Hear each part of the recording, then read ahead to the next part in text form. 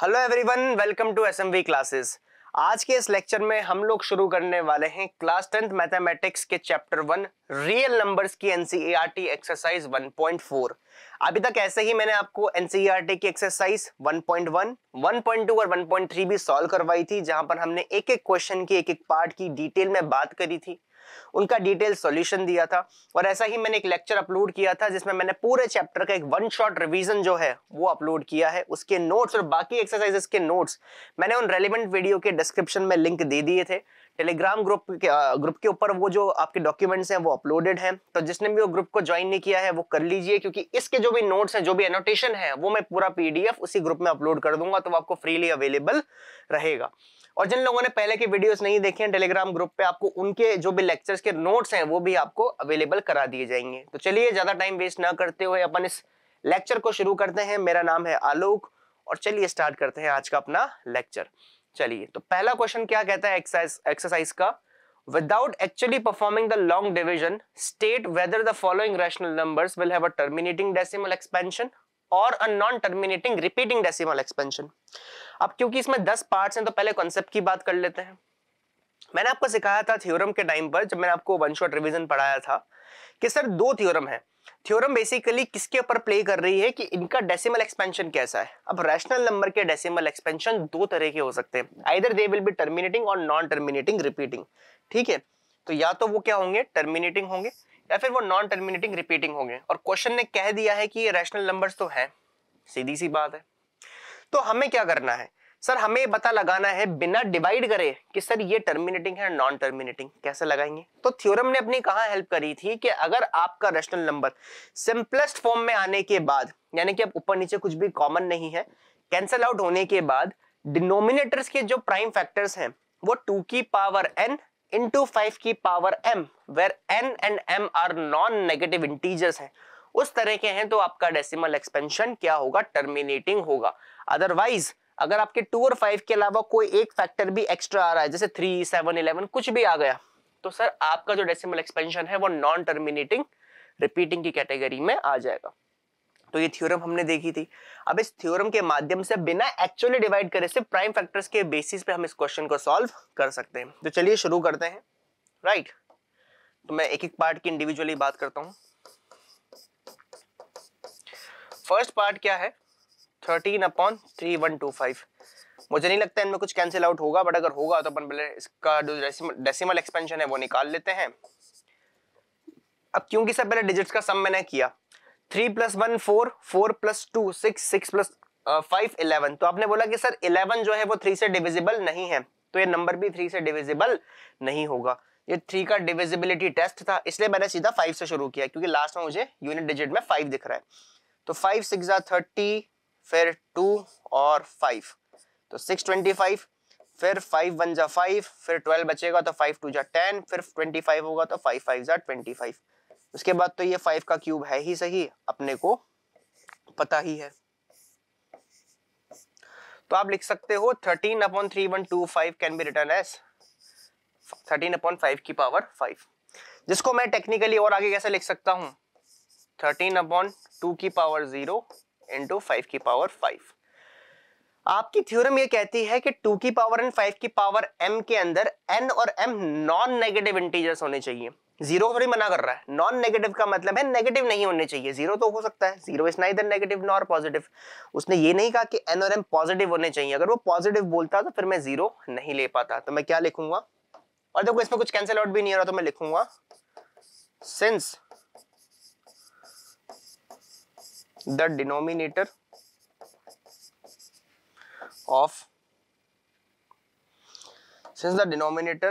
of given number, या fraction भी बोल सकते हो, given fraction is of the form 2 की पावर n इंटू 5 की power m, where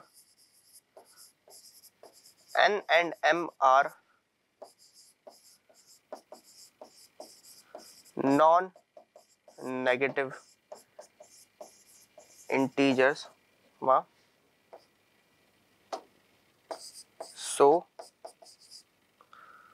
so the given number, so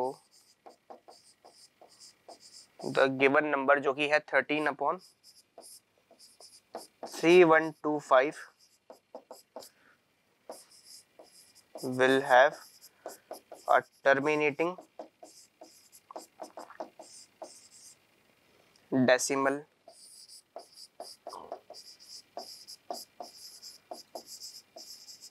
expansion. आपने बोला उसका एक टर्मिनेटिंग डेसिमल एक्सपेंशन होगा क्योंकि वो 2 की पावर m इंटू 5 की पावर m को सेटिस्फाई कर रहे हैं। तो ये आपका फर्स्ट पार्ट था, जल्दी से नोट करेंगे इसको, ठीक है। वीडियो को पॉज करना है, नोट करना है, फिर अपन आगे बढ़ेंगे।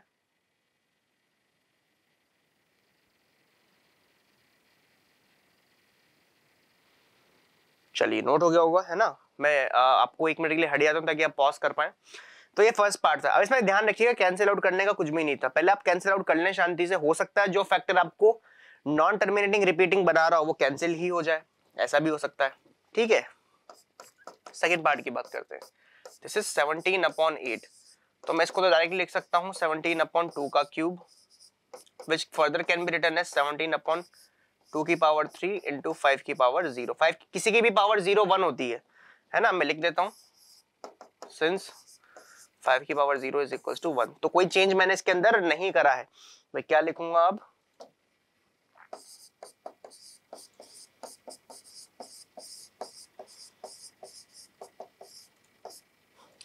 since the denominator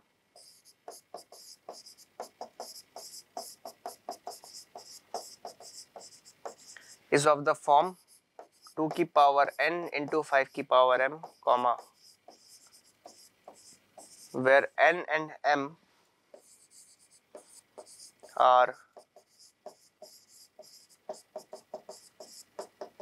non-negative integers, so the given number 17/8 will have a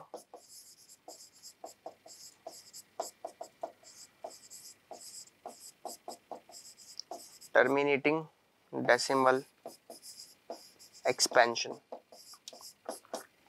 ठीक है, तो आपने बोला कि इसका एक टर्मिनेटिंग डेसिमल एक्सपेंशन होगा। वैसे 10 पार्ट से आपको बार बार ये बात लिखने की नीड नहीं है, मैं आपको कुछ कुछ क्वेश्चंस में लिख के दिखा रहा हूं। जहां पर हो रहा है वहां कैसे लिखना है, जहां पर नहीं होगा वहां कैसे लिखेंगे, जैसे कि इस केस में हो सकता है ना। तो वहां पर भी अपन देखेंगे कि कैसा लिखना है कैसे नहीं लिखना, पहले इतना नोट कर लेंगे अपन। आपको थ्योरी में क्या लिखना है, आपको किस तरीके से अपने आंसर को फ्रेम करना है और कम से कम शब्दों में, ताकि आपको नंबर तो पूरे मिले लेकिन आपका समय बर्बाद ना हो। पेपर भी टाइम पे कंप्लीट होना बहुत ज्यादा जरूरी है बच्चों, वरना दिक्कत आ जाएगी, है ना। चलिए थर्ड पार्ट की बात करते हैं अपन। थर्ड पार्ट क्या कहता है आपसे, 64/455। तो पहले फैक्टराइज कर लेते हैं शांति से इसको। अगेन 5 + 5 + 4 14 हो रहा है यहाँ पर डिजिट्स का सम, तो वो 3 से डिविजिबल नहीं है, तो नंबर भी 3 से डिविजिबल नहीं होगा। तो 5 से शुरू करते हैं, तो 5 9 जा 45, फिर ये तो 7 के टेबल से जाएगा, 7 जा 7, 7 3 जा 21, फिर 13 की टेबल से। तो आप इजीली देख सकते हैं कि I can write 64 upon this as 5 × 7 × 13, और ये कुछ भी कैंसिल आउट नहीं हो रहा है फैक्टर्स। अगर कुछ ऐसा हो जाता, सुन लो मेरी बात को, साफ दिख रहा है कि ये नॉन टर्मिनेटिंग रिपीटिंग की कैटेगरी में डालूंगा मैं इसको, लेकिन अगर मान लो कुछ ऐसा हो जाता है कि 7 और 13 न्यूमरेटर से कैंसिल आउट हो जाते और नीचे अकेला 5 बच जाता, तब ये टर्मिनेटिंग की कैटेगरी में आता भाई साहब। इसलिए कहता हूं कि पहले ऊपर न्यूमरेटर डिनोमिनेटर को कोप्राइम कर लो, कुछ कॉमन नहीं होना चाहिए, उसके बाद डिनोमिनेटर को ट्रीट करो। मैं तुम्हें बताऊं कि कहां रिलेवेंट होगी ये चीज, इस वाले क्वेश्चन में। 7th में देखना, इस क्वेश्चन में 7th एंड 8th क्वेश्चन है, इस 8th क्वेश्चन में दिखाऊंगा ये चीज। अभी आप देखो नीचे 3 × 5 आ रहा है, तो आपको लग रहा है कि नॉन टर्मिनेटिंग रिपीटिंग है, लेकिन वो 3 कैंसिल आउट हो जाएगा। तो आपको ये चीजों पे ध्यान देना है बच्चों, ठीक है। तो आप लिखूंगा सिंस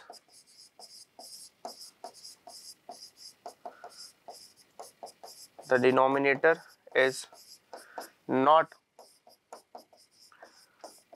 of the form 2 की पावर n into 5 की power m, where n and m are non negative integers comma so the given number which is 64 upon 255, so the given number 64 upon 2455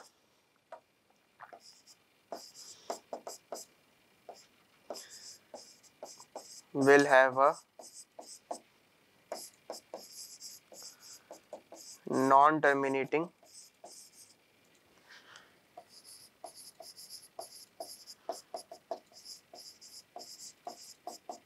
repeating decimal expansion. सही बात है, आपने कहा बिल्कुल सही बात है। तो आपने कहा सर नॉन टर्मिनेटिंग रिपीटिंग की कैटेगरी में क्यों डाला आपने? मैंने कहा बच्चों 2 और 5 के अलावा भी और फैक्टर्स आ रहे हैं ना, 7 और 13 है। भाई अकेला 5 हो तो मैं संभाल लूं। इसका लॉजिक भी दे दूं मैं अगले क्वेश्चन में, तो वैसे लॉजिक दे ही दूंगा मैं इसका। क्वेश्चन 2 में क्या होगा कि जो भी यहाँ पर टर्मिनेटिंग है उनकी डेसिमल एक्सपेंशन भी निकालनी पड़ेगी, तो उसमें सिखा दूंगा। बट यहाँ पर एक मैं आपकी जिज्ञासा शांत कर दूं। सपोज 2/5 है, तो आपने बोला इसका डिनोमिनेटर क्योंकि 2 की पावर n 5 की पावर m वाला है, 2 की पावर 0 है ना नीचे है, तो आपने बोला ये टर्मिनेटिंग है। हाउ? मैंने कहा देखो ना, मैं क्या करूंगा, ऊपर नीचे 2 से मल्टीप्लाई करूं तो 4/10 हो गया, जो कि 0.4 है। पता है 2 की पावर 2 और 5 को क्यों चूज करा अपन ने? क्योंकि 2 और 5 के कॉम्बिनेशन में जब n इक्वल्स टू m हो जाएगा तो नीचे 10 की प्राप्ति हो जाएगी। तो मैंने कहा है, मैंने कहा यहाँ पर 2 की पावर 5 की पावर 1 था, मैंने 2 की पावर 1 और दे दिया, 10 की पावर 1 बन गया। अब 2 की पावर n है, मान लो 2 की पावर 20 है और 5 की पावर 10 है, तो तुम 5 की पावर 10 और दे दो, ऊपर नीचे भी देना पड़ेगा, तो आपको 10 की कुछ पावर मिल जाएगी। तो 2 और 5 की मदद से क्योंकि 10 बनाया जा सकता है, और अगर डिनोमिनेटर में 0 वाली कोई चीज आ रही है 10 जैसा, तो ऊपर का जो आंसर है उसमें तुम्हें सिर्फ डेसिमल को शिफ्ट ही तो करना रह जाता है, लेफ्ट राइट। पॉइंट समझ रहे हो? तुमने कहा हाँ, तो मैंने कहा इसीलिए अपन 2 और 5 के पीछे पड़े हुए हैं, और कोई और आता है तो अपने को बुरा लग जाता है कि नहीं है? तुम डेट पे जाओ, कोई और आके बैठे, अच्छा लगेगा? बिल्कुल नहीं। छापो जल्दी से। 3 2 1 0। चलिए क्वेश्चन नंबर 4 की बात करते हैं। 4 मतलब फर्स्ट के 4th पार्ट की। तो भाई ने अपन से बोला है 15/1600, तो इसमें तक चीजें कैंसिल आउट हो रही है, कर देंगे अपन। 5 के टेबल से काट दो यहीं पर ही। अच्छा यहाँ भी काट सकते हो, फैक्टर निकालने के बाद भी काट सकते हो, वो कोई समस्या वाली बात नहीं है, ठीक है। 5 से 3 बार जाएगा, ये 5 से जाएगा, 5 3 जा 15, फिर ये जाएगा 2 जा 320 टाइम जाएगा भाई साहब, ठीक है। अब तो कैंसिल आउट कुछ हो नहीं रहा, तो 320 के फैक्टर्स निकाल लेता हूँ। तो 2 की टेबल से जाएगा 160 टाइम्स, फिर 2 की टेबल से जाएगा 80 टाइम्स, फिर 2 की टेबल से जाएगा 40 टाइम्स, फिर 2 की टेबल से जाएगा 20 टाइम्स, फिर 2 की टेबल से 10 टाइम्स, फिर 2 की टेबल से 5 टाइम्स, फिर 5 की टेबल से 1 टाइम्स। क्योंकि बच्चों 1 टाइम्स नहीं 1 टाइम जाएगा, क्योंकि आप देख सकते हो 2 की पावर 5 क्या होता है 32, तो ये तो आना ही था, है कि नहीं है? आपने कहा सर लॉजिक नहीं आया समझ में। मैंने कहा 2 2 जा 4 4 2 जा 8 8 2 जा 16 16 2 जा 32 32 2 जा 64 64 5 जा 320, ऐसे आया, ठीक है। तो मुझे एक्सपेक्टेड था कि मिनिमम 5 बार तो 2 आना ही पड़ेगा। चलिए तो मैं क्या लिख सकता हूँ इसको, sir you can write it like this, 1 2 3 4 5 6, तो 2 की पावर 6 इंटू 5 की पावर 1। पता है ना ये प्रॉपर्टी, तो पता है ना भाई तुम लोगों को, सिंस a की पावर m इंटू a की power n is equal to a की पावर m प्लस n, वही लगाया मैंने यहाँ पर, है ना। 2 इंटू 2 इंटू 2 इंटू 2, सबकी पावर 1 1 1 1 थी, तो क्या होगा, बेस सेम था तो पावर्स ऐड होके कितनी हो गई 6 हो गई, यहाँ अकेला 5 था, है ना। ऐसे ध्यान रखना है अपने को। चलिए तो मैं लिख सकता हूं since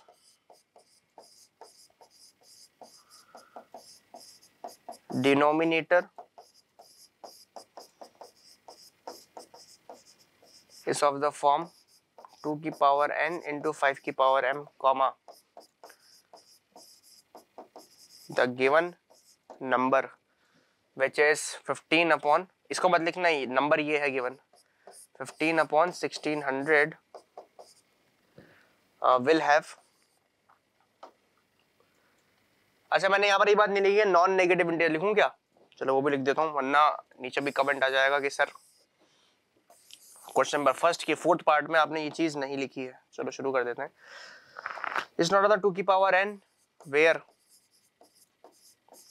n and m are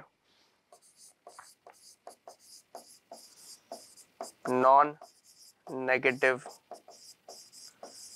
integers, full stop.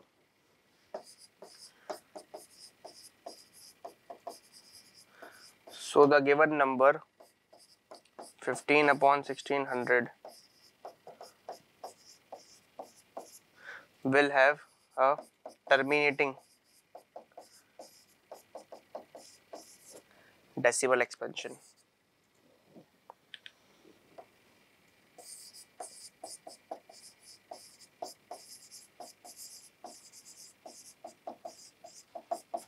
सही बात है, बिल्कुल सही बात है।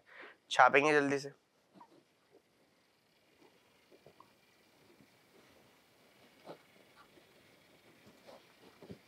चलिए फिफ्थ पार्ट की बात करते हैं अपन। फिफ्थ पार्ट क्या है? 29 अपॉन 343। बच्चों 343 के लिए अपने को प्राइम फैक्टराइजेशन करने की वजह से नीड होनी नहीं चाहिए, क्योंकि ये 7 का क्यूब है, बट मैं कर देता हूँ। 7 7 जा कितना होगा? 7 4 जा 28, फिर 63 बचेगा, तो 7 9 जा 63, फिर 7 7 जा 49, तो ये आएगा 29 अपॉन 7 की पावर 3। 2 और 5 का नामो निशान तक नहीं है, कुछ कैंसिल आउट होने के चांस नहीं है, तो मैं क्या लिख सकता हूं बच्चों? I will write since the, इस तरीके से आंसर कॉल लिख सकते हैं, सिंस द डिनोमिनेटर कंटेन्स या फैक्टर्स अदर देन 2 और 5, so the given number is not terminating decimal. तो आप लिखोगे since the denominator of the given number is not of the form 2 की पावर n into 5 की power m, where n and m are non-negative integers, comma, so the given number 29 upon 343 will have a non-terminating repeating, will have a non-terminating repeating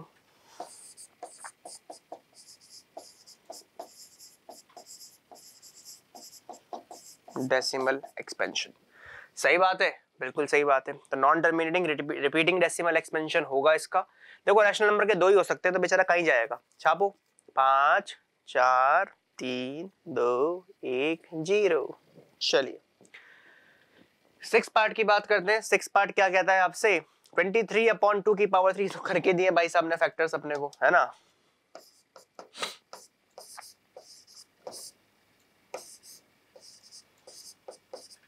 आप direct लिख सकते हो since the denominator is of the form 2 की power n into 5 की power m, comma, where n and m are known negative integers, comma, so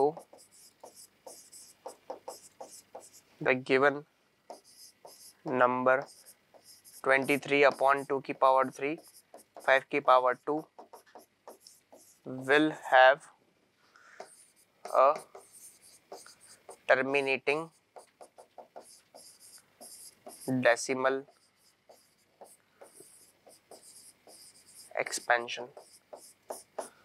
ठीक है, तो अपना क्या होगा बच्चों? टर्मिनेटिंग होगा। तो सीधा सीधा क्वेश्चन था। वैसे ही 7th वाला सीधा सीधा मना कर देंगे अपन, क्योंकि इसमें 7 भी आ रहा है कि नहीं?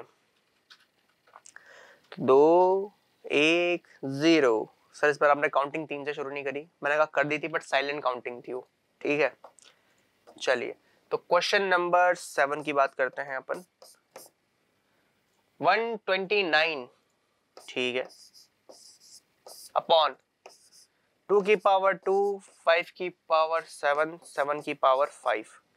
क्या कुछ कैंसिल आउट होने के चांसेस हैं? मुझे नहीं लगता, क्योंकि ये ऑड नंबर है तो 2 से तो कैंसिल होगा नहीं, पीछे 5 या 0 नहीं आ रहा तो 5 से भी नहीं जाएगा, और मैंने 7 से करके देख लिया, 7 1 जा 7, फिर 59 बचेगा जो कि 7 की टेबल में नहीं आता, तो कैंसिल आउट नहीं होगा, तो यही है जो भी है। तो आप लिखोगे since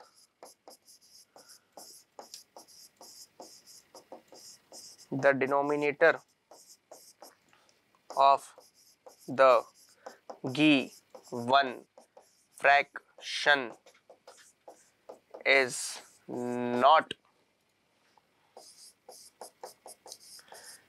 not of the form 2 की पावर n into 5 की power m, where n and m are non-negative integers, comma, so the given number 129 upon 2 की पावर 2, 5 की पावर 7 and 7 की power 5 will have a non-terminating repeating decimal expansion, है ना। Repeating होगा बच्चों, क्योंकि क्या है, नॉट ऑफ द फॉर्म है, आपने लिख दिया यहाँ पर, non terminating repeating decimal expansion, ठीक है। तो छाप लेंगे इसको, छापते छापते स्वच्छ भारत का इरादा वाली गाड़ी आ गई है ना, तो उसकी आवाज भी आ रही है, बढ़िया माहौल चल रहा है मतलब कतई। तो पूरी स्वच्छता के साथ अपने को क्या करना है, एनसीईआरटी समाप्त करनी है। भाई एनसीईआरटी तो सॉल्व कर लो तुम, तुम्हारे 10th के एग्जाम से माहौल हो जाएगा। मैं ये नहीं कह रहा पेपर यहाँ से आता, कुछ भी नहीं आता यहाँ से, सही बताऊं तो कंसेप्ट लेकिन वही है, ठीक है। अगर आप एनसीईआरटी को पूरा सॉल्व कर लेते हैं तो आपको एक कॉन्फिडेंस मिलता है। पूरे का मतलब होता है सारे सॉल्व एग्जाम्पल्स, सारे क्वेश्चंस, मिसलेनियस एक्सरसाइज या फिर जो भी ऑप्शनल दे रखी है वो भी करनी है। भाई साफ लिखा हुआ है कि optional is not from an examination point of view, लेकिन मैं कह रहा हूँ हमारे पेपरों में टीचर्स ने दी है, हमारे टाइम पे भी देते थे भाई। ये वही एनसीईआरटी जो हमने भी पढ़ी, जो तुम भी पढ़ रहे हो, अभी चेंज कुछ भी नहीं आया है। तुम्हारा सेकंड चैप्टर जो है पॉलिनोमियल्स, उसमें लिख के देते हैं ऑप्शनल, बट फिर भी वो जो ऑप्शनल्स के क्वेश्चन है 4-5 ही क्वेश्चन है उसमें क्यूबिक पॉलिनोमियल वाले में, ठीक है, वो हमारे को दिए हैं पेपर में, मैंने सॉल्व किए हैं। जो हमारे प्री बोर्ड होते हैं ना उनमें तो मैंने देखे हैं, हो सकता है कि बोर्ड वाले उस चीज को फॉलो कर ले, पर तुम ऑप्शनल भी करो, कॉन्फिडेंस बढ़ेगा। लोग कहते हैं एनसीईआरटी से क्या होता है, आरडी वारडी करेंगे, आरएस अग्रवाल करेंगे, तो मैं एनसीईआरटी भी पूरी नहीं आती, मैं दूं एनसीईआरटी से टेस्ट, है कि नहीं है। इस चैप्टर को मैं देखो अपने पैटर्न पे वीडियोस बना रहा हूँ, क्योंकि ये जो मेरे जो स्टूडेंट्स हैं जो ऑफलाइन क्लासेस में हमारे साथ पढ़ते हैं उनके लिए भी है, कई बार उनकी क्लासेस मिस हो जाती हैं, ठीक है, कई बार वो बाहर चले जाते हैं, कुछ बच्चे लेट ज्वाइन करते हैं, कुछ बच्चों को लास्ट में कोई चैप्टर दोबारा पढ़ना होता है, तो कई बार ऐसी चीजें पॉसिबल नहीं हो पाती। तो उसी के लिए मैं ये वीडियोस बना रहा हूँ कि सारे के सारे मेरे नोट्स जो मैं ऑफलाइन में पढ़ाता हूँ वही मैंने वन शॉट रिवीजन में दिए हैं, ठीक है। जो मैं आपको ऑफलाइन में क्लासेस सॉल्व करवाता हूँ वही क्वेश्चंस मैं यहाँ भी सॉल्व करवा रहा हूँ, ताकि कम से कम मैं बच्चों से कह सकूं कि भाई किसी की अगर एक्सरसाइज 1.3 रह गई तो घर मत बैठो, देख लो, यूट्यूब पे वीडियो अवेलेबल है, एग्जैक्टली वही पूरे नोट्स हैं, ताकि तुम अगले दिन आओ तो 1.4 से हमारे साथ कैरी ऑन कर सको, ठीक है। तो मैं तो बिल्कुल उसी पैटर्न में पढ़ा रहा हूँ, पर मैं ये ऑफलाइन में भी कहता हूँ या वीडियो में भी ये बात कह देता हूँ कि भैया 10th के एग्जाम्स या 9th के एग्जाम्स, तुम किसी भी बात कर लो किसी भी एग्जाम की, अगर आपके एनसीईआरटी दी हुई तो एनसीईआरटी पूरी आनी चाहिए। आप लोग जो कहते हो ना कि एनसीईआरटी तो हो गई, मैं टेस्ट देता हूं एनसीईआरटी का, पूरे नंबर उसमें नहीं आते, फिर तुम्हारे हाथ से कटिंग हो रही है, तुम्हारा पेपर टाइम पे कंप्लीट नहीं हो रहा। एनसीईआरटी आने का मतलब है तुम्हारी स्पीड इतनी होनी चाहिए कि तुम्हारा पेपर पूरा टाइम पे कंप्लीट हो, तुम्हें सारे सॉल्व एग्जांपल्स आते हो, अनसॉल्व क्वेश्चंस आते हो, ऑप्शनल आती हो, कोई सप्लीमेंट्री मटेरियल अगर पीछे दिया है तो वो आता हो, और उसके अलावा जितने भी आपकी थ्योरम्स हैं उनके प्रूफ्स आते हो, उसे कहते हैं एनसीईआरटी का आना। तो अभी तक तुम लोगों ने एनसीईआरटी भी पूरी ढंग से सॉल्व नहीं करी है। आरडी में तुम देखोगे ना, जब तुम एनसीईआरटी पूरी कर लोगे इतनी, तो मैं बहुत क्वेश्चंस इजी लगने लग जाएंगे।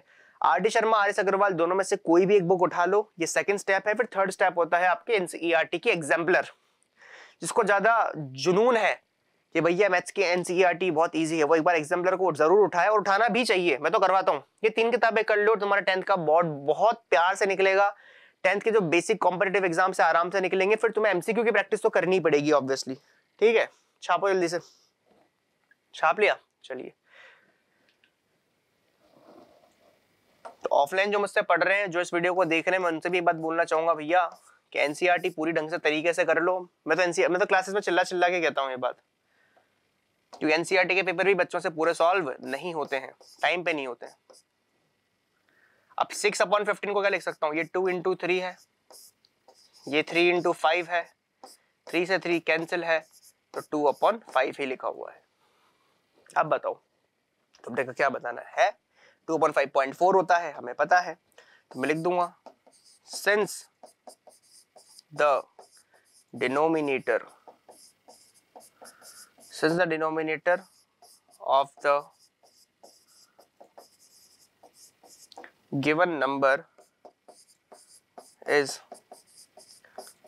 of the form 2 की पावर n into 5 की power m, where n and m are non-negative integers, so the given number 6/15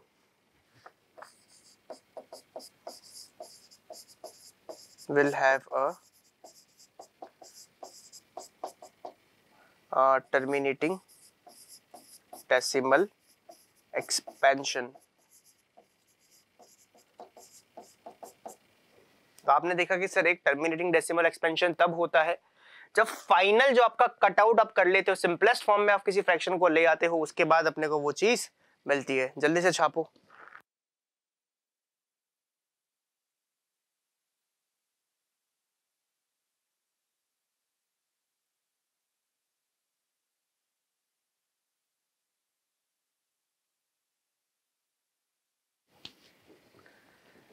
जल्दी से नोट कर लो। चलिए, तो क्वेश्चन नंबर अपन किसकी बात करते हैं, 9th की। तो 9th पार्ट क्या कहता है आपसे, 35/50। तो आप देख सकते हो यहाँ पर अगेन 35/50। मैं 50 को तो सीधा सीधा क्या लिख सकता हूँ, वैसे तो बहुत कुछ लिख सकता हूँ, तो मैं प्राइम फैक्टराइजेशन कर ही देता हूँ।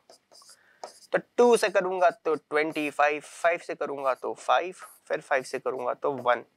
35 को क्या लिख सकता हूँ, 5 into 7 अपॉन 2 into 5 into 5। सही बात है, 5 से 5 कैंसिल, तो 7/2 की पावर 1 into 5 की पावर 1, यही बचेगा। हालांकि पहले भी ये क्या था, टर्मिनेटिंग ही था, पर अभी भी है। पर मैं इसलिए कह रहा हूँ ना कि मैं अपनी बात को कॉन्ट्राडिक्ट नहीं करना चाहता। भैया सिंपलेस्ट फॉर्म में ले आओ ना, आप तो पूरा श्योर हो लो कि क्या दिक्कत है। ठीक है, तो आप लिखोगे सिंस द डिनोमिनेटर, एक टर्मिनेटर था, एक डिनोमिनेटर है, बताओ। Since the denominator is of the form 2 की पावर n into 5 की power m, where n and m are non-negative integers, comma, so the given number 35/50 will have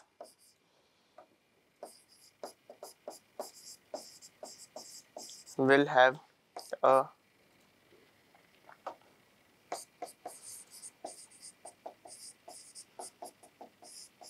terminating decimal expansion. ठीक है, तो आपने बोला कि सर क्या होगा, एक टर्मिनेटिंग डेसिमल एक्सपेंशन होगा। क्यों? क्योंकि सर इसका जो डिनोमिनेटर है वो 2 की पावर n into 5 की पावर m टाइप का है। छापो जल्दी से। चलिए 10th पार्ट की बात करते हैं, जो कि है 77/210, राइट।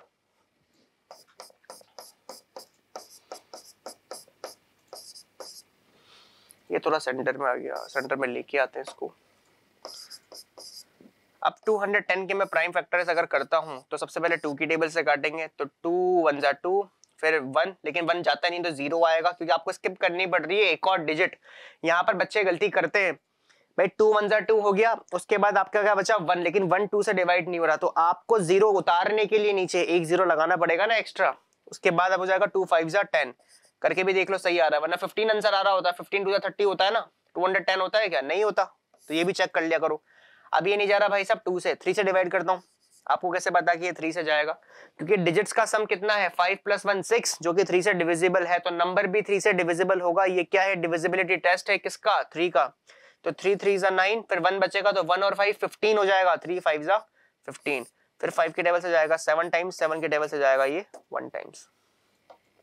तो आपका फाइनल आंसर क्या निकल के आएगा? 77/2 × 3 × 5 × 7। अब बच्चों ध्यान देना यहाँ पर थोड़ा सा, सर क्या ध्यान दिलवा रहे हो? मैंने कहा 7 से ऊपर नीचे कुछ कैंसिल आउट हो रहा है, ये 7 से ये जा रहा है 11 टाइम्स, 11 7 जा 77। फाइनल आंसर क्या आ रहा है? 11/2 की पावर 1 × 3 की पावर 1 × 5 की पावर 1। अभी भी आप देखोगे 3 बरकरार है, 3 को अपन कैंसिल नहीं कर पाए हैं किसी भी और फैक्टर के साथ न्यूमरेटर में। जैसे कि हमारा क्वेश्चन नंबर 8 में हुआ था कि 6/15 को अपन क्या लिख पाए थे? 2/5 लिख पाए थे। उसकी वजह से आपका जो नीचे 3 बन रहा था वो कैंसिल आउट हो गया। यहाँ 7 तो कैंसिल हुआ लेकिन 3 नहीं हुआ, तो अभी भी भाई साहब ये नॉन टर्मिनेटिंग की कैटेगरी में ही आएगा। तो क्या लिखोगे? Since the denominator is of the form, is not of the form, sorry, is not of the form 2 की पावर n × 5 की power m, where n and m are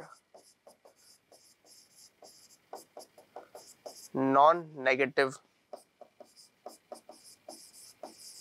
integers, comma, where n and m are non-negative integers, comma, so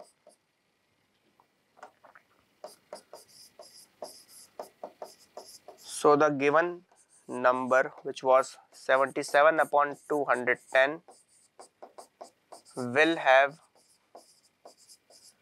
a non-terminating repeating decimal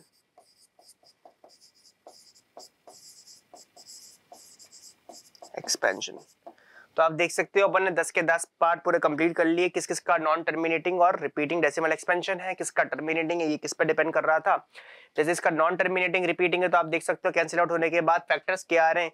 इसका क्या था? Terminating था क्योंकि 2 और 5 आ रहे हैं। अगर पिछले पार्ट की तरफ मैं बात करवाऊं तो यहाँ पर भी क्या था? टर्मिनेटिंग था क्योंकि नीचे क्या आ रहा है? 2 या 5 के अलावा कुछ और नहीं आ रहा। अगर अपन 6 7 पार्ट की बात करें तो यहाँ पर नॉन टर्मिनेटिंग रिपीटिंग था, क्यों? क्योंकि यहाँ पर 7 आ रहा था। आप 6 की पार्ट करोगे तो 6 में तो क्या दे रखा है आपको? ऑलरेडी 2 और 5 दिया हुआ है, तो टर्मिनेटिंग डेसिमल एक्सपेंशन है। जब मैंने 5th पार्ट की बात बताई थी तो मैंने बोला था कि सर देख सकते हो नॉन टर्मिनेटिंग रिपीटिंग है, क्यों? क्योंकि नीचे 7 का क्यूब आ रहा है। आप देख सकते हो डेसिमल एक्सपेंशन। ठीक है, मैं रिकॉल करा रहा हूँ चीजों को। आप देख सकते हो 4th पार्ट के अंदर अपन ने क्या देखा था? कैंसिल आउट करा था चीजों को। कैंसिल आउट करने के बाद अपन ने बोला था कि भाई टर्मिनेटिंग होगा, अगर नहीं करते तब भी ये हो रहा था, राइट? 1600 था। आप देख सकते हैं यहाँ पर कुछ कैंसिल आउट नहीं हो, तो मैंने लिखा कि नॉन टर्मिनेटिंग रिपीटिंग है। क्यों? क्योंकि 7 और 13 एक्स्ट्रा आपको देखने को मिल रहे थे। सेकंड अगर पार्ट की बात करते हैं अपन तो यहाँ पर आप देख सकते हो 2 और 5 के अलावा कुछ और देखने को नहीं मिल रहा है। तो आपने बोला कि भाई साहब ये क्या है? टर्मिनेटिंग है, क्योंकि यहाँ पर 2 और 5 के अलावा कुछ नहीं आ रहा। हो सकता है 2 और 5 भी पूरे नहीं आ रहे हो, कोई प्रॉब्लम वाली बात नहीं है। यहाँ देखो 2 नहीं आ रहा, कोई बात नहीं, पर कुछ और तो नहीं है ना। आपने बोला नहीं है तो फिर आपका टर्मिनेटिंग डेसिमल एक्सपेंशन होगा। तो इसी के साथ अपना जो क्वेश्चन नंबर 1 है वो समाप्त होता है। आई होप आप लोगों को समझ में आया होगा और आप लोगों ने तरीके से इसको नोट भी कर लिया होगा। अब बात करते हैं क्वेश्चन नंबर अपन 2 की। तो क्वेश्चन नंबर 2 अपन से क्या कहता है बच्चों? तो question number 2 says write down the decimal expansions of those rational numbers in question 1 above which have terminating decimal expansions. किन किन टर्मिनेटिंग डेसिमल एक्सपेंशन थी? आप लोगों ने बोला कि सर हमको ओरली भी याद है, पहले वाले की थी, सेकंड वाले की थी, उसके बाद 4th की थी, यहाँ पर थी, उसके बाद लास्ट में अपने पास यहाँ पर थी और एक यहाँ पर थी। तो 6 टोटल आपके पार्ट्स की डेसिमल एक्सपेंशन टर्मिनेटिंग थी, बाकियों की नॉन टर्मिनेटिंग रिपीटिंग थी। ओरली ही अपने को समझ में आ भी रहा है। तो चलिए जिन जिन की टर्मिनेटिंग थी वो निकाल के दिखाते हैं कि कितनी थी। तो 13/3125 है ना।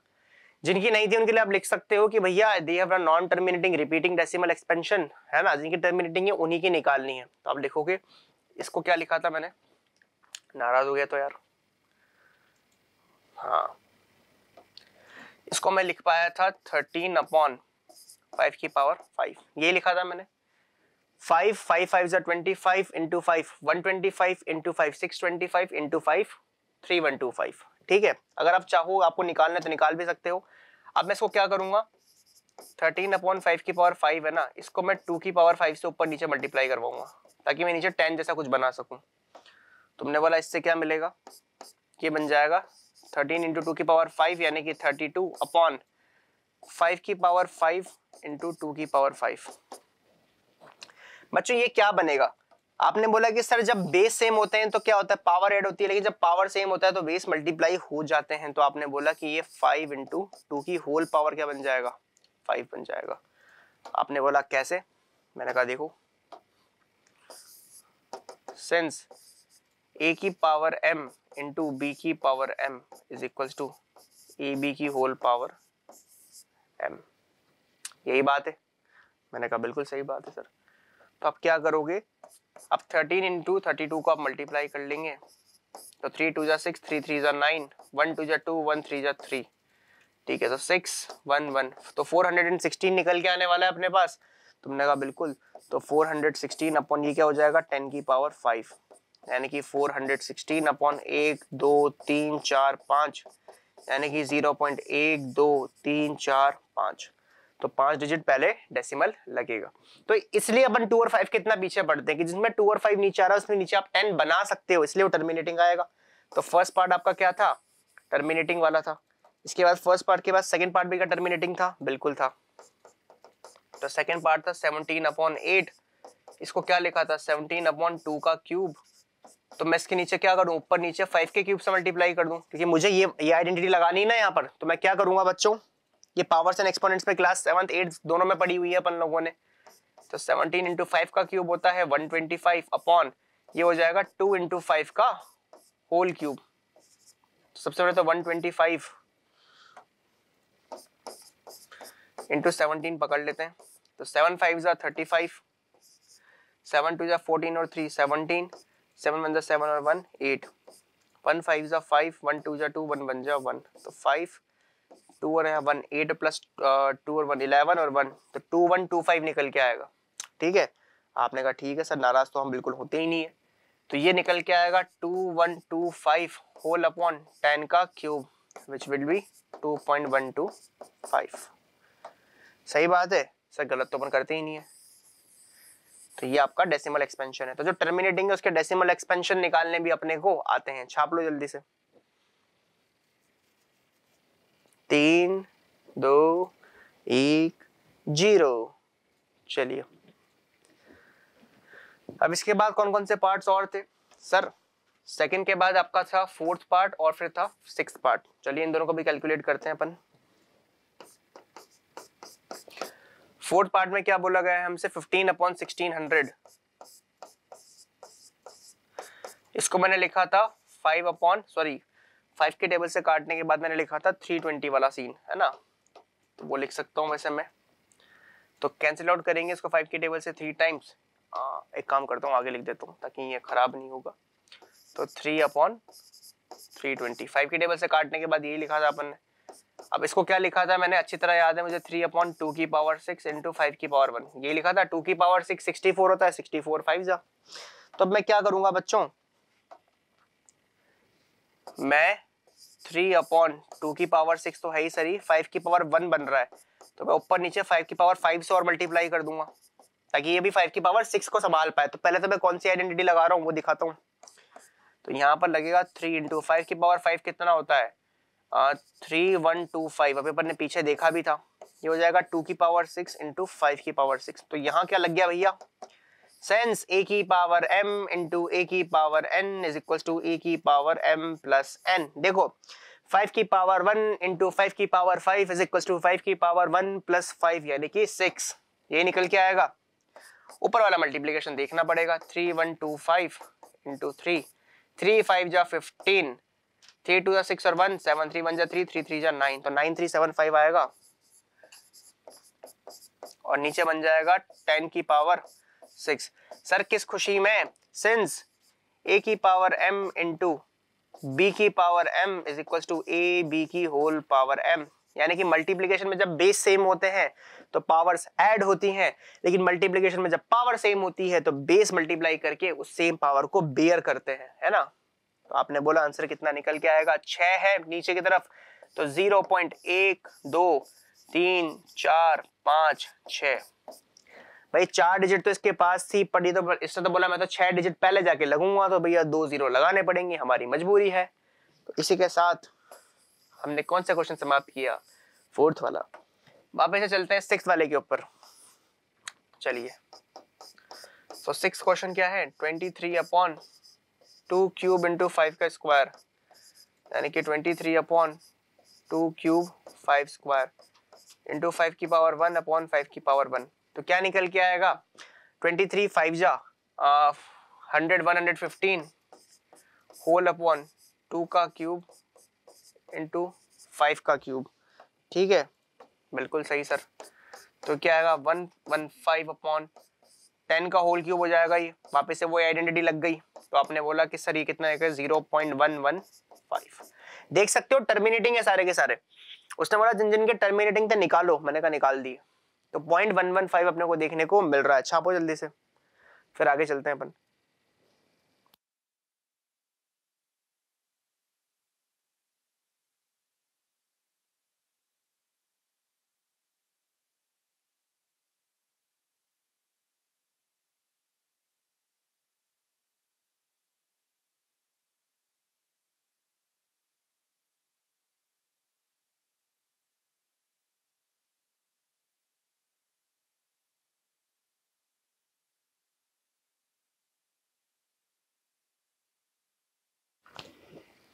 चलिए, नोट हो गया होगा. अपन बात करते हैं 7th पार्ट की. ठीक है, चलिए. तो अपने अब कौन कौन से पार्ट्स और रह गए हैं? एक तो अपने को चाहिए ये, और एक चाहिए ये. 7th में तो कुछ होने वाला, तो 8th की बात करेंगे, है ना. और 10th के अंदर तो अपने नीचे एक फैक्टर बच गया था, क्योंकि 7 कैंसिल होने के बाद भी अपना मामला खत्म नहीं हुआ था.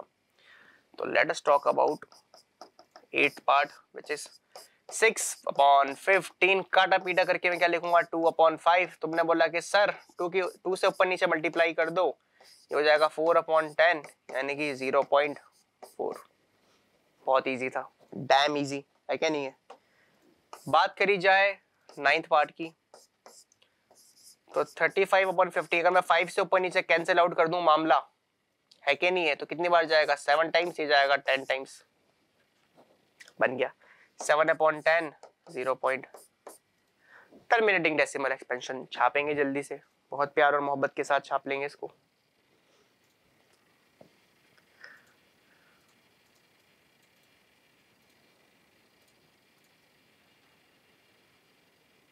चलिए आगे चलते हैं. क्वेश्चन नंबर 3 की बात करी जाए. क्वेश्चन नंबर 3 क्या कहता है? The following real numbers have decimal expansions as given below. In each case decide whether they are rational or not. If they are rational and of the form p by q, what can you say about the prime factors of q? हमें q निकालना नहीं, उसके prime factors के ऊपर comment करना है. चलिए पहले तो देखें कि नंबर रैशनल है भी कि नहीं. अब ये टर्मिनेटिंग है क्या? बिल्कुल है. तो आप लिखोगे 7 8 9. आप लिखोगे since the decimal expansion of the given number is terminating, comma, so the given number is rational. सबसे पहले तो अपन ने ये बता दिया कि ये रैशनल है, उसने ये पूछा था अगर रैशनल है तो बताना, तो हमने ये बता दिया कि भाई टर्मिनेटिंग है तो रैशनल तो है। अब रैशनल है तो कौन सा वाला रैशनल है, टर्मिनेटिंग वाला रैशनल है, तो इसके डिनोमिनेटर्स के लिए आप क्या बोलोगे,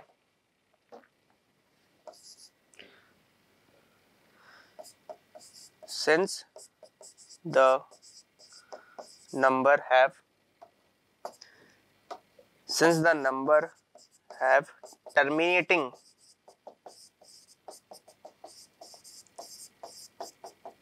decimal expansion, comma, so if it is expressed in the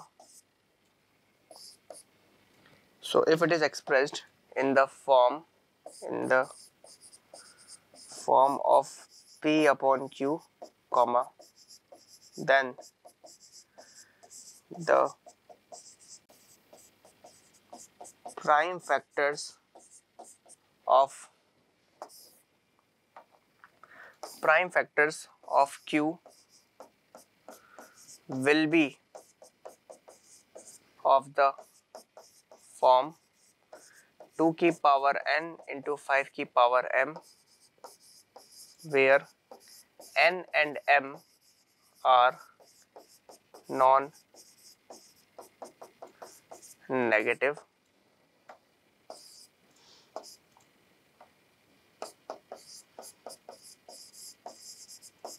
integers. आपने बोला कि सर ये जो आपका नंबर है ये रैशनल है, और अगर ये रैशनल है तो इसको अपन क्या कर सकते हैं, टर्मिनेटिंग डेसिमल एक्सपेंशन है तो इसको अपन p बाई क्यू की फॉर्म में अपन रिप्रेजेंट कर सकते हैं। और अगर रैशनल p बाई क्यू की फॉर्म में करा जा रहा है तो आपको सिर्फ ये देखना है कि वो टर्मिनेटिंग था नॉन टर्मिनेटिंग था। क्योंकि ये टर्मिनेटिंग था तो इसमें जो प्राइम फैक्टर्स होंगे डिनोमिनेटर के, जो कि q है, इज्जत से लिख लेते हैं थोड़ा सा q, तो डिनोमिनेटर के जो प्राइम फैक्टर्स होंगे वो किस तरीके के होंगे, 2 की पावर m इंटू 5 की पावर m के। यही अपने को इसके अंदर बताना था। अपने को एक्चुअल में निकालना नहीं है कि p बाई क्यू क्या आएगा, वैसे निकाल सकते हो, डेसिमल हटा के नीचे 10 की पावर 9 लगा सकते हो क्योंकि 9 डिजिट्स के पहले डेसिमल लगा हुआ है, राइट। चलिए आगे चले। चलो अब बात करते हैं सेकंड पार्ट की। सेकंड पार्ट क्या कहता है, 0.12012001200, तो आप देख सकते हो इसके अंदर क्या पैटर्न देखने को मिल रहा है।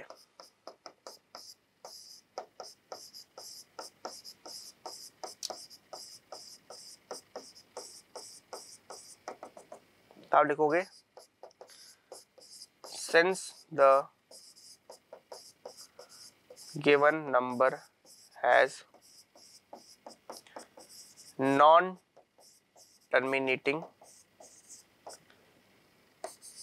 non-repeating decimal expansion,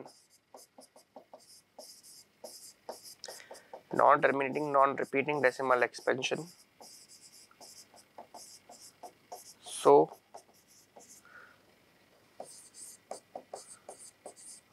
the given number is not rational, या फिर आप इसको irrational भी बोल सकते हो, given number is not rational, या फिर you can say it is irrational।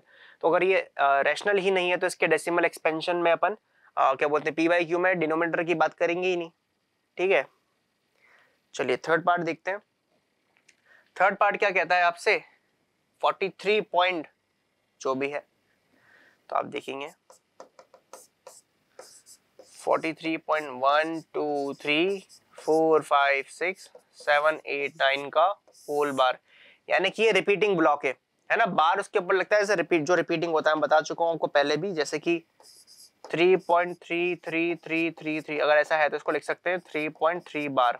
मान लो ऐसा होता 3.1456666, यहाँ से रिपीट होना स्टार्ट करता तो मैं इसको लिखता 3.1456 का बार। मान लो ऐसे होता 3.145676767, तो उसको मैं लिखता 3.145 फिर 67 का बार, राइट। वैसे यहाँ पर है तो ये आपने को लिखना आना चाहिए इन चीजों को, ठीक है। ये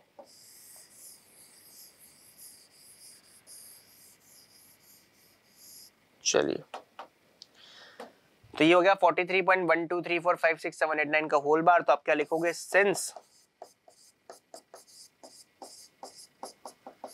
the decimal expansion of the given number is of the form, decimal extension of the given number ऐसा लिख लो, of the given number is non-terminating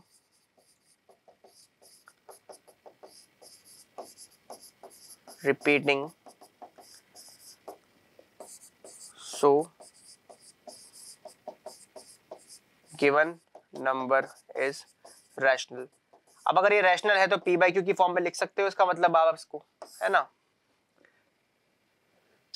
so it can be written in the form of p by q where prime factors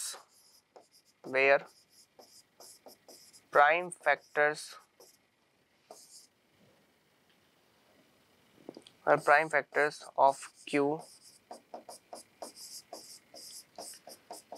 will be of the form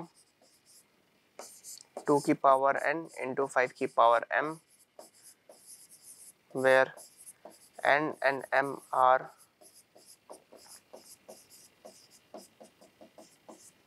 non-negative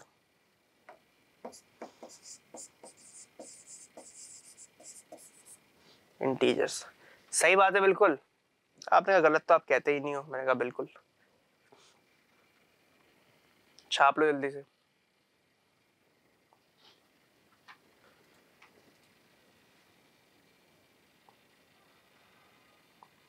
छप गया, चलिए। तो इसी के साथ आपकी एक्सरसाइज 1.4 समाप्त होती है और जितनी भी आपकी बुक्स में एक्सरसाइजेस थी और इस चैप्टर की वो मैंने करा दी है। अब मैं आपको सॉल्व एग्जांपल वाला जो पोर्शन है, जितने भी सॉल्व एग्जांपल है चैप्टर 1 का, उसका मैं आपके लिए अलग से वीडियो लेके आऊंगा, उसमें सारे सॉल्व एग्जांपल करेंगे, प्लस एक और वीडियो अपन लेके आएंगे जिसके अंदर इस चैप्टर में जितनी थ्योरम्स थी वो सारी थ्योरम्स मैं कराऊंगा, जिनके प्रूफ थे वो सारे प्रूफ्स मैं यहाँ पर करवाऊंगा एक ही लेक्चर के अंदर, और जिनके प्रूफ नहीं थे उनको ओरली में वापस से आपको समझा दूंगा, ठीक है, जिनके सिर्फ स्टेटमेंट्स दिए हुए हैं। तो आप ध्यान रखेंगे, एक चैप्टर को अपन मैं ऑफलाइन क्लासेस में भी ऐसे ही करवाता हूँ, पहले अपना पूरा चैप्टर कंप्लीट होगा, बीच में जितनी भी थ्योरम्स आ रही है सबके प्रूफ करवाए जाएंगे। अगर एक थ्योरम 6 तरीके से दे रखी है, जैसे मान लो तो ना side angle side side side side, book वाले कह देते हैं कि ये प्रूफ बच्चों के लिए छोड़ दिया, तो वो मैं पूरा करवाता हूँ क्योंकि वो नीड है, ठीक है। मैंने कहा है एनसीईआरटी कंप्लीट होने का मतलब है पूरी कंप्लीट होना, उसके बाद ही आप किसी रेफरेंस बुक पे मूव करेंगे, राइट। तो अपन ये दोनों लेक्चर्स लेके आएंगे और इसी के साथ अपन इस लेक्चर को समाप्त करेंगे। तो अगर बच्चों आप लोगों को मेरा पढ़ने का तरीका अच्छा लगता है और आपको मुझसे पढ़ना है, अगर आप कोटा में रहते हैं तो आप हमारे साथ ऑफलाइन जुड़ सकते हैं, हमारे 3 या 4 जगह पर जो है स्टडी सेंटर्स है, 4थी जगह पर बात चल रही है अभी, राइट। तो अगर आप ऑफलाइन कोटा में रहते हैं तो हमसे जुड़ सकते हैं, लेकिन अगर आप कोटा में नहीं रहते हैं, अगर आपको ऑनलाइन क्लासेस चाहिए तो उसके लिए भी आप हमसे कांटेक्ट कर सकते हैं। नीचे दिए गए नंबर पे आप व्हाट्सएप या कॉल करके अपनी जो इंक्वायरी है वो डाल सकते हैं, या फिर ये हमारी मेल आईडी है, तो आप बिल्कुल नॉमिनल फी में बहुत कम टाइम के अंदर अपना सिलेबस कवर अप कर पाएंगे। और हम एक और कॉन्सेप्ट लेके आए हैं जिसमें हम एग्जाम्स के 2 या 3 महीने पहले से इन क्लासेस को अब शुरू कर रहे हैं। ये सिर्फ 10th और 12th बोर्ड्स के लिए है, और अभी हमने सिर्फ ये मैथ्स में ली है कि हम एक दिन बच्चे को बुलाएंगे, सुबह 7 या 8 बजे हम क्लासेस स्टार्ट करेंगे और रात की हम उसे 8 बजे छोड़ेंगे। तो इन 12 घंटों में टोटल 9 से 10 घंटे की थ्योरी क्लास चलेगी, जिसमें हम पूरा एक चैप्टर बिल्कुल स्क्रैच से सॉल्व करवाएंगे एनसीईआरटी का, उसके अलावा एक्स्ट्रा क्वेश्चंस, पास्ट ईयर के क्वेश्चंस, और फिर लास्ट में आपको एक टेस्ट पेपर भी देंगे ताकि आप उसे अटेम्प्ट कर सके। साथ में आपको एक डीपीवी भी मिलेगी ताकि आप घर पे भी प्रैक्टिस कर पाए। तो 9 से 10 घंटों में पूरा का पूरा एक चैप्टर, मेजर चैप्टर प्रिपेयर कराने का हमारा लक्ष्य रहेगा, ताकि बच्चा एक बार आए, अगर किसी आसपास के टाउन से भी रहता है तो वो एक बार आए और अपना चैप्टर कंप्लीट करके चला जाए। क्योंकि देखो, मेरा ऐसा फील करना है कि एग्जाम के टाइम पे सारे चैप्टर्स में डाउट आपको आता भी नहीं है। जैसे कुछ अभी क्लास 10th की बात करूं तो ट्रिगोनोमेट्री हो गया, सरफेस एरिया, वॉल्यूम, या बहुत से बच्चों को स्टैटिस्टिक्स में डाउट आता है, प्रोबेबिलिटी में किसी को नहीं आता, एक लाइन का चैप्टर है, सर्कल्स में किसी को नहीं आता, एरिया रिलेटेड टू सर्किल में किसी को डाउट आ जाता है कि नहीं है। तो ऐसे चैप्टर जो आपको हार्ड लग सकते हैं, जैसे ट्राइंगल्स हो गया, लंबा चैप्टर है, उन चैप्टर्स के लिए हमने ये सुविधा लाई है, पर ये 10th और 12th बोर्ड्स के लिए है। उसके लिए भी आपको नीचे दिए गए नंबर पर कांटेक्ट करना होगा। अगर कोई कॉल नहीं उठाता है तो आप व्हाट्सएप कर सकते हैं, हमारी टीम आपको कॉल बैक कर लेगी। तो इसी के साथ अब इस लेक्चर को समाप्त करते हैं और मिलते हैं अगले लेक्चर में। अगर वीडियो यहाँ तक देखा है तो यार वीडियो को लाइक करके जाना, चैनल को सब्सक्राइब करना, उससे हमें बहुत सपोर्ट मिलता है, ठीक है। अब देखो, हमें सपोर्ट करोगे तो हम तुम्हें सपोर्ट करेंगे, यही सिस्टम है। ठीक है, तो मिलते हैं अगले लेक्चर में, तब तक के लिए जय हिंद, वंदे मातरम।